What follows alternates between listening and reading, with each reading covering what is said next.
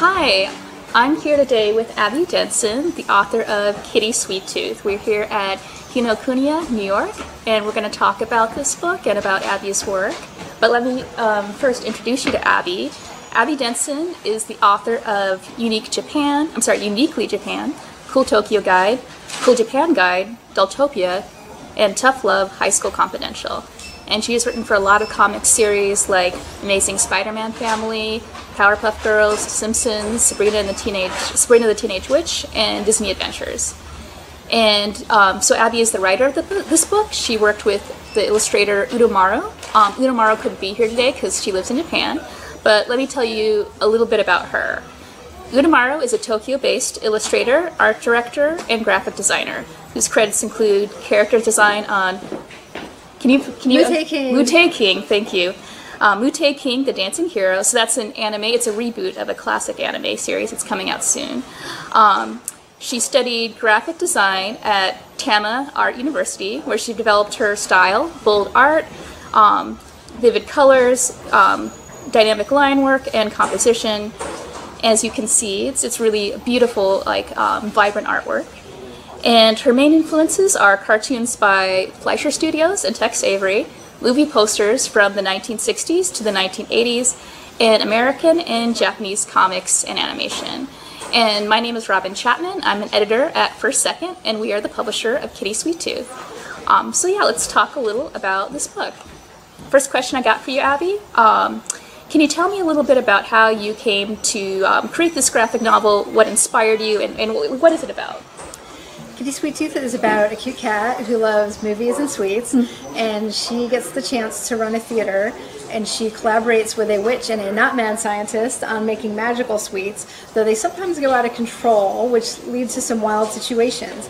And it has the fantastic art of Utomaru, and it is about friendship, magic, and science, and it all comes together for a really fun explosion of excitement. Yeah, and it is a book that's I think that readers of all ages can really enjoy. But I'd say the audience is younger readers, kids, maybe 5 to 10 or around there. It's a good starter graphic novel for a kid who's starting to read independently. Yes, and I think adults are going to really like all the movie references we crammed in there. Mm-hmm. So Abby, can you tell us a little bit about Utomaru, your artist on this book, and how you came to collaborate with her on this project? So we're actually friends. We had met years ago in Tokyo at a Suspiria-themed bar, and Suspiria is a horror movie. So we actually met at a movie-themed bar, and we really hit it off. We had the same interests and the same sensibilities about things. And when I was thinking of pitching Kitty Sweet Tooth with another artist, because previously I drew almost all my own comics, she was sort of my dream illustrator to work with, and luckily it really worked out. Just her style is so stunning and charming, and I feel like it's irresistible. So I think that readers are going to really love it, and this is her U.S. debut publication, so you really want to get in and check it out. And how have your experiences visiting Japan and your connections with Japan, Japanese art, Japanese culture, how has that all influenced and inspired this book? I think just being there and visiting my friends and seeing the different art. I mean, I've been a long time manga fan. I feel like the genres of manga have been so much broader than the ones in the US for me over the years, and it really has kind of opened my mind and inspired me for my own stories, just to that I could do any kind of story I wanted back from the beginning. But I feel like friendship is actually a really strong theme of the book, and collaboration, and working and collaborating with Utomaru has been a real dream, and I want to share that positive feeling through the book. And could you name maybe some of your favorite Japanese artists, creators, your favorite manga or anime? Yeah, I think that influentially to me from when I started, you have Rumiko Takahashi, the author of Ranma 1/2. More recently, I really like Akiko Higashimura's author of Tokyo Tararaba Girls. And Junji Ito's Cat Diary is one of my favorite recent books. I really like What Did You Eat Yesterday by Fumio Yoshinaga, and A Man and His Cat is another really fun one. As you can tell, I love cats, so I love stories about cats, and this is my chance to make my own cat story. Great, great. And what about American creators, cartoonists, writers? I think anything by Linda Berry is really cool. Then, you know, some others like Mari Naomi, Tim Fish, Ed Luce. I do really like another somewhat recent one that was newer to me. Was My Favorite Thing is Monsters from Emil Ferris. And of course, my fellow first second creators, people should be checking out, you know, John Green, Dave Roman, and the Time Museum series from Matthew Lux. And recent other books from there, I really like Snapdragon and Himawari House. Abby, how do your hobbies and interests influence this book?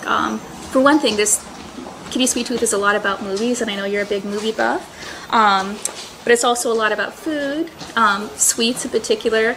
And in this next book that's coming out, Kitty Sweet Tooth Makes a Movie, it's a lot about travel. And I think those things are all things you enjoy.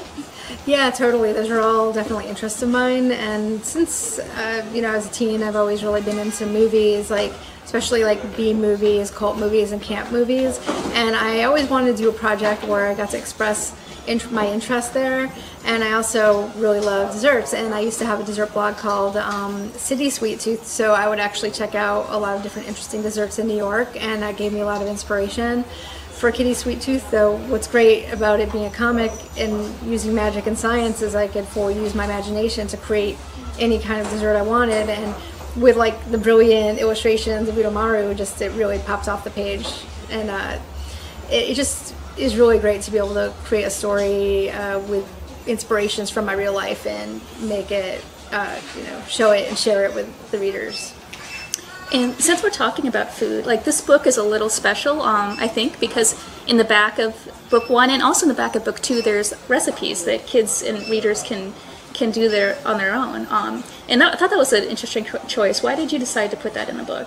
Well, I thought because I was emphasizing science and magic and food in the book, I wanted to create some sort of science experiment, or even, you know, science fair type of experiments with food. And I know as a kid I did the rock candy experiment, so I thought I would introduce it in this book. And it ended up being way more challenging than I expected to create a recipe and writing it, because I'm used to writing fictional stories or nonfiction in the case of the Japan guides. But recipe writing is like a whole other world. So that was a learning experience, and I had to do a lot of testing, but I think we came up with a good result. My main concern was I didn't want kids to be disappointed if the rock candy doesn't form as they were expecting, and that really sometimes just happens. Sometimes it doesn't pan out. So don't be disappointed, just try it again later. And finally, I'd like to ask Abby to tell us, basically give us a pitch for this book. Tell us why readers should pick up Kitty Sweet Tooth, and then read a little bit from it for us. Sure, Robyn. So Kitty Sweet Tooth is about a cat who runs a movie theater which serves magical sweets developed by a witch and a not-mad scientist.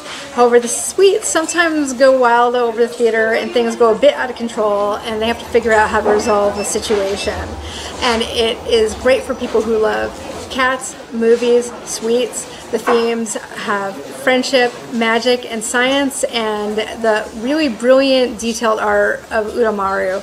So I think anyone could really enjoy this sweet and fun adventure. And finally, Abby, could you read a little bit of Kitty Sweet Tooth for us? So we start where Kitty Sweet Tooth is talking to her grandfather Pop-Pop in his candy store. Hi, my angel. How was your visit with Dr. Shine? It was great. Perfect checkup. This calls for a special treat. Want to try the new candy that just arrived? Ooh, yes, thanks. This is the latest thing. Flavor-changing cotton candy from Stormy Mountain. Ooh, I heard a mad scientist make some wild creations up there. Wow, this is amazing! First it tastes like lemon, then watermelon, then cherry. You should serve this candy in your movie theater. It's fun to watch movies while eating special snacks. Good idea. Hey, let's take a walk over to the Wonder Palace now. It sure is an impressive theater. I've been running this theater for a very long time, but it's getting old and people like watching movies at home now. I'm also getting very busy with the sweet shop, so I may have to sell the theater soon. Oh no, Pop-Pop, please don't sell the theater. I'll help any way I can. The Wonder Palace will be successful again. You'll see. Why, thank you, Kitty. I'll certainly listen to your ideas.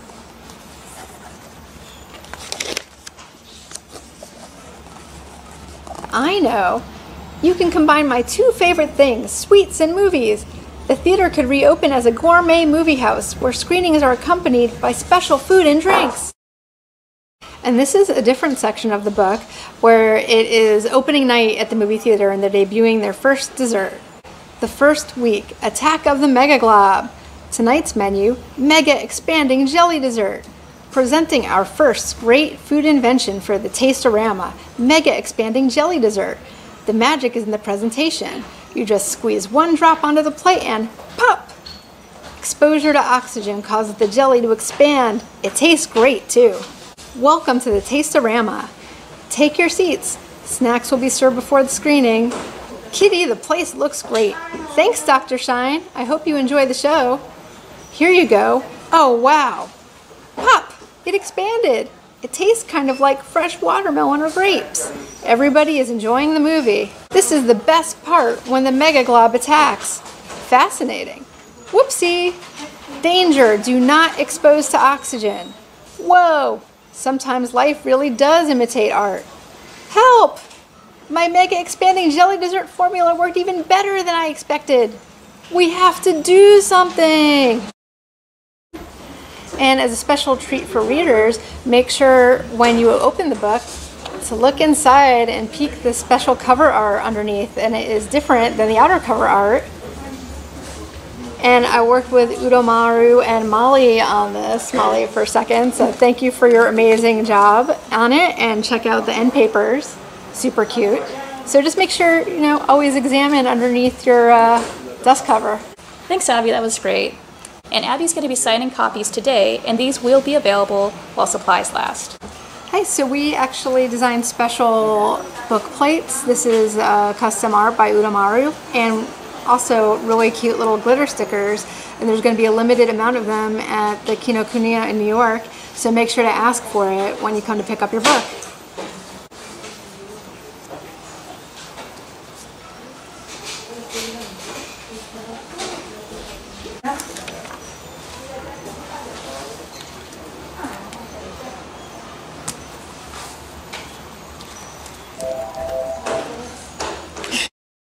Kitty Sweet Tooth is published by First Second and is available now. Book 2 comes out next year in 2022. Look for the link in the description box below to get your own copy of Kitty Sweet Tooth. Thank you, Abby. Thank you. Thank you for having us.